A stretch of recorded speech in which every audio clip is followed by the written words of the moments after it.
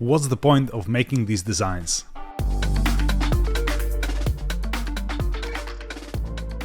Hey everyone, welcome to my new video. Occasionally I get these questions from you: what's the intent or the purpose of the design I'm making? And this one simply represents a bespoke illustration that can be used in many applications across multiple media.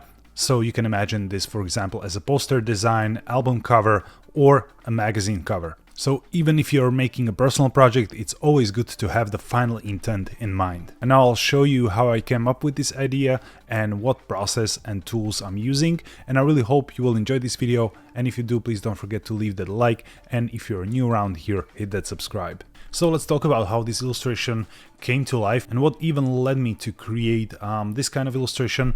I simply love to explore different aesthetic styles from the architecture, from the movies, from the games, whatever is out there to explore. And over the years, I really grew fond of the Art Deco aesthetics in architecture and in different applied arts, but specifically the architecture and the designs that are connected to the era when the Art Deco was popular. So we're talking about like 1930s, 1940s, and it's closely connected to these like streamlined vehicle designs, and I thought it would be a nice exercise to actually create an illustration that would show this kind of intricate Art Deco facade combined with this kind of vehicle.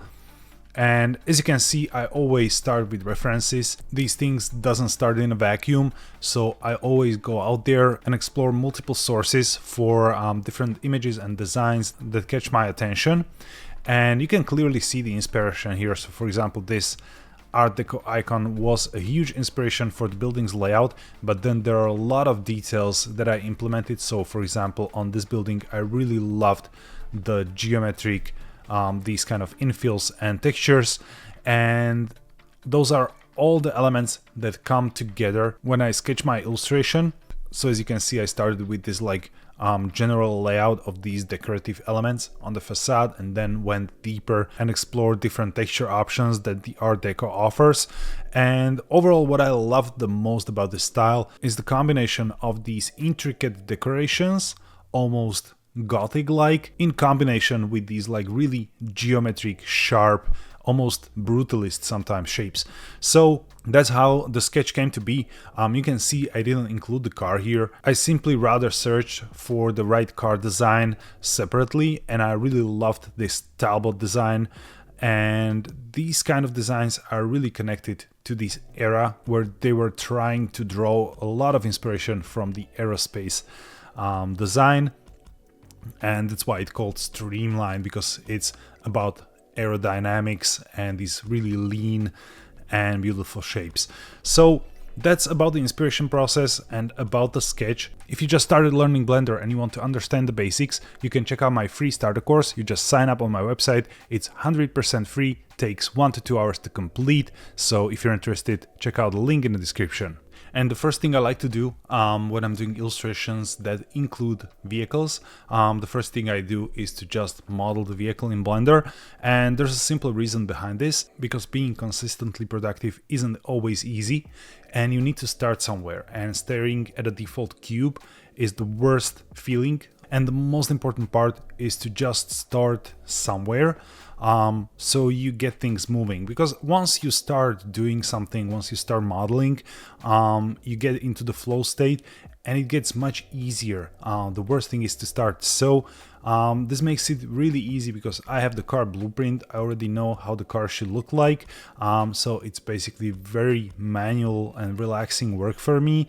Oftentimes I just put a podcast on the side and, you know, have this really chill out modeling session with the vehicle. And when you do that, you already have a strong foundation for what you want to create, and it doesn't look that unattainable to finish the scene. So I start with the basic blueprint, and with this vehicle in particular, I started with these curves because these are really particular shapes. This is not your like standard boxy car model. So I really needed to block out the edges first, and then started to connect them with faces and created these surfaces in between and tweaked the model and played around with all of the shapes. The tools are very similar to what I teach in my other car designs, but this one in particular required a little bit more preparation in terms of the shapes, but the moment I had the rough shape, it was just easy to separate those panels and create those details and the rest of the vehicle as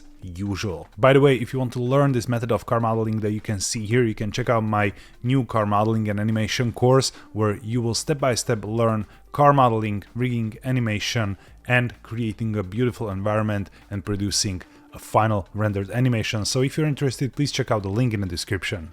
And with the car ready, it was time to move and create the first scene block out. That's a really important step here as well, because you want to have the sense of proportion from the start. And I use the human armature for this. I just place it in the project next to the vehicle so I can see if the vehicle has a correct proportion and world size.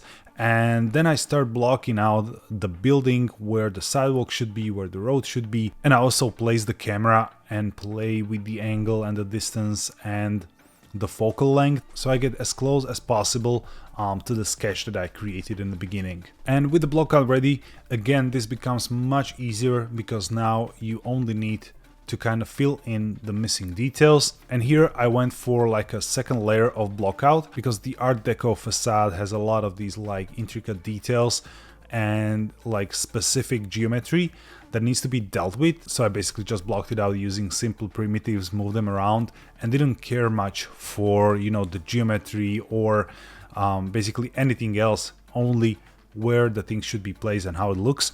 And then later you go and refine the things. You simplify your geometry, you get rid of the things you don't need there, and also add bevels where needed or subdivision modifier where it's needed to actually create the final look of the building. And then of course I use a lot of these simple tricks to create little details, like these window inlays, which are basically just extruded edges converted to curves. So it's really easy and quick to get a result like this. And then I had a little bit of fun with those like textured surfaces here. And I thought a while about this, if I want to make them as image textures or whether I want to actually model them. But the nature of this illustration, I really wanted this to feel like a little bit stylized and handmade, and you know, like a hand drawn. So I didn't want to rely on image information. I didn't want this to feel realistic. So I basically just used few modeling tricks to kind of fill these spaces and just separated all of these edges and use bevel to create these creases where they need to be. And that really gave this that handmade and hand modeled look that I was going for. And then finally, speaking of the textures, I basically didn't use any image textures here. I went for fully procedural workflow and really simple at that. I use mostly like 3 or 4 colors for the whole scene. I wanted the colors to really feel grounded so that the architecture and the car shape stand out. So as you can see, I use this like a really strong burgundy color for the vehicle. And the color is repeating somewhat in the windows of the building, but then the building itself has like 2 different wall colors for brighter and darker areas, and then it has this like metallic surface for these inlays and textured surfaces, which kind of provided different reflections and really gave this a little bit of that Art Deco luxury quality. And to make the scene feel a little bit more handcrafted and painterly, I used these procedural grunge maps. For each surface there are 2 colors that are masked using this grunge, so there's actually some detail behind the surface, so it's not just a flat color. And finally, the most important thing of the whole piece was the lighting, actually finding that right lighting scheme for this project. And I was kind of bouncing between like a daylight version and a little bit like a dusky nighttime scene, and I've naturally ended up with like a nighttime. I ended up bringing down the global lights of the scene, the environment light, the HDRI light that I placed in the scene. I slowly brought them down over time because I really felt the scene needs these like specific spotlights at places to kind of elevate that feeling of like this otherworldly architecture, because the Art Deco buildings always have that kind of like a cathedral feeling to it and that bigger than life style and vibe. So that's why I naturally lighted the building from the bottom with the spotlights, and that was kind of a breaking point for this illustration where I finally decided, okay, this needs to be a darker, dusky scene because I really need these spotlights to stand out. And finally, it was about a little bit of a post-production where I added the fog that elevates these like point lights and spotlights even further up and kind of helps to blend everything together and create this like a cohesive result. And you can also color the fog, which helps to blend the colors together or change tonality of the whole piece to a certain direction. And finally, a lot of work is done with the color management as well. In the end, you can see my settings here.